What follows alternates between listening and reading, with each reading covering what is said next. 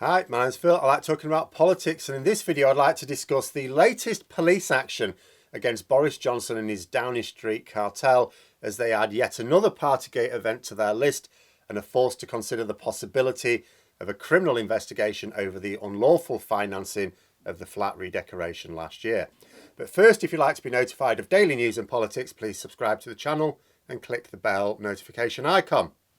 So, just as Boris Johnson should be doing on a regular basis, seems I have a need to correct the record, so to speak. When I reviewed PMQs yesterday, I discussed the fact that a new partygate photo emerged during the proceedings. I described it as a warning to Tory MPs that these leaks will keep happening and that they will ensure that the public do not forget. As if they would anyway. But I also said that as partygate photos go, this one was quite tame. It was also of an event not being investigated by the police, which was the case at the time.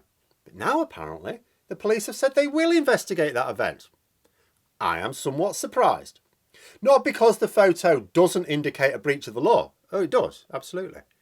Bear in mind that the regulations prohibited the gathering of more than 2 people of different households, even if at work, unless that gathering was essential for the purpose of that work. Let us be clear, the photograph shows 3 people who live in 3 different households. That they are at work is irrelevant, even if they're going to try and claim they were working. Irrelevant, because the gathering was not for the purpose of work. It wasn't essential for that work. Johnson had already admitted, when the photo of another photo of the same event broke last year, that he came in to conduct a round for a Christmas quiz. The Christmas quiz is not an activity necessary for the purpose of work. That is breach of law. Not the fact that they were drinking, though it is still not professional to be boozing at your desk, but what the breach of law was the gathering, which was not necessary specifically to facilitate their work. It's the same as that garden party thing. But we were working there. It's like, well, one, you're not, but even if we say that you were working, what were you doing? No one had notes, no one had laptops, no one had anything like that. All you were doing was talking. So if you're saying that talking was for the purpose of work, okay. Could you have done that same talking via video conferencing from your own individual offices? Yes, of course you could. So that's what you should have done. The fact that you did something else, even if it was for the purpose of work, made it unlawful. But in this particular case, there's clearly no argument about it being for work because they were running a quiz. And as Brian Moore pointed out, why on earth would Downing Street even bother to run a quiz? It's not like they ever answer questions. And even if they needed to have a meeting, like I say, which is not what they were doing, video conferencing. It's been around for decades. Boris Johnson has easy access to it. And as he explained last year, everyone else was tuned in via the webcam. So given that, you would think it absolutely makes sense for the police to now investigate. After all, assuming the photograph is taken when it purports to be taken, and the tinselling shot would certainly suggest it was, then the law does seem to have been broken. But this photo of the same event, which was published 2 months ago, was not considered a matter for the police to investigate. Yet it shows exactly the same law being broken in exactly the same way. Worse, really, because there's even less social distancing in the photo that was published last December than the one that did the rounds this week. What on earth is in the new photograph that was not in the old one that makes the police go from, not interested, to, oh yeah, we ought to investigate this one? The booze and the nibbles, that's what we're told. Oh, there's a bottle of Prosecco there. They were not a breach of the law. The law didn't ban eating or drinking, just gathering, unless necessary for the work being carried out. But the bottom line is that this is another one to throw on the pile of parties at Downing Street being investigated. But when I say investigated, I really don't know what that means. The news emerged yesterday that the police were preparing to contact 50 people. Actually, it was the day before, I think now. Get your schedule right. But the police are preparing to contact 50 people, including the Prime Minister, who's involved. The next interesting stage of the investigation, you would think. Now, what are they going to do here? Are they going to go into Downing Street and interview people informally, Or will they bring people back to the police station to interview them under caution as suspects of crimes? Neither, it seems. We're told that the police are going to send questionnaires to the potential suspects to fill out. Can you imagine that?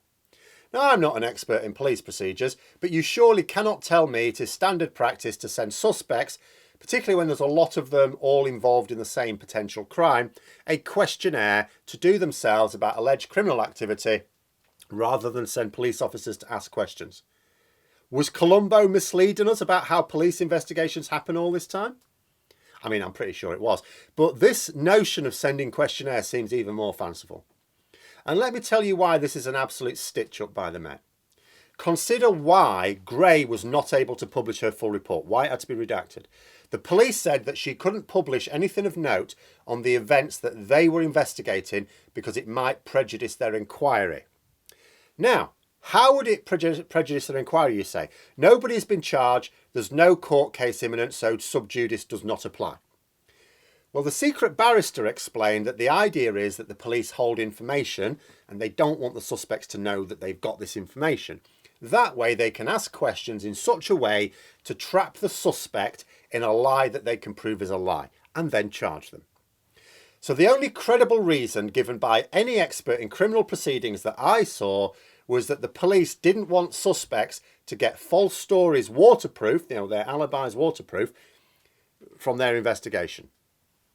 But if you send out questionnaires, which are not filled out under close supervision by the police, what is to stop them comparing notes, fixing their stories amongst each other to make sure it's all makes sense? As asked by a retired lawyer here. Either the police want to carefully question the suspects and stop them being able to come up with watertight lies by conferring with co-conspirators, or they do not. If they want to do things properly, then they should have been interviewing the suspects really under caution. Certainly the most senior people involved. Now, I will accept that maybe if the political sensitivity of interviewing the Prime Minister under caution was too much for them, it should still have been a proper one-to-one interview with the people involved. If the police do not think that it matters that suspects can confer with one another when they answer the police's questions, why on earth did the Gray report need to be redacted? Why don't they say that although the investigation is still ongoing, there's no longer any need to keep the full report under lock and key? I simply cannot reconcile these two situations. They appear to be mutually exclusive. As a result, unless I see another wise legal expert offering deeper insights, I would suggest that what we have here is an obvious police stitch-up. Which brings me on to one further potential criminal investigation into Boris Johnson. Now, given that messages between the Prime Minister and the person who funded the Downing Street redecoration, Lord Brownlow, appear to indicate that the funds were accepted on the promise of government involvement in a scheme, Labour have argued that anti-bribery laws may have been broken. When Johnson was begging for the money to offend sensibilities everywhere with his desire for a flat redecoration, the donor, Brownlow, was discussing the funding, brought up the issue of a great exhibition of the sort Prince Albert organised in the 19th century. He wanted another one now. Johnson, in asking for money, included an agreement in the same message to involve himself with the exhibition plan. So Boris Johnson himself in his own message linked the two things together. Now, one reading of the messages could be that Johnson believed that the way to get that money, he wanted the money off Brownlow, and the way to get it was to tell Brownlow that, oh yeah, that thing you want to do, yeah, I'll get straight on it, yeah, we'll get the government behind it, yeah, can I have the money now? Using government resources for personal financial gain is pretty clear-cut bribery. Not that I'm saying that this is definitely bribery, I'm not a lawyer, but it could certainly be argued that bribery may have occurred. Certainly there's a strong suspicion of it. The fact that the government argue that the exhibition never went ahead is irrelevant, because that could just be Johnson accepting the money with a promise to get the government involved, and then he broke that promise like he breaks every promise he's ever made. Except, I suppose, the one he's made to Carrie when he married her, but, that one is still pending, if we're honest. So Labour have written to the Met to raise the issue, who must now decide whether or not to pursue a criminal investigation. I don't think you have to be a prophet to doubt that they will. They are giving the strong impression that they are only conducting the partygate inquiry because Johnson needed a shield against the full force of the Gray report. It was much less politically damaging to be investigated by the police for criminal activity than it was for the Gray report to be published in full.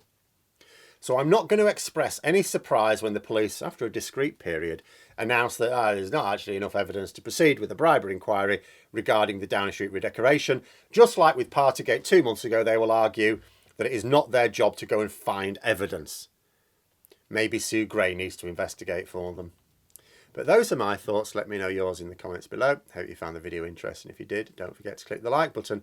If you'd like to support the channel further, please also click the Patreon link for details. And until next time, I'll see you later.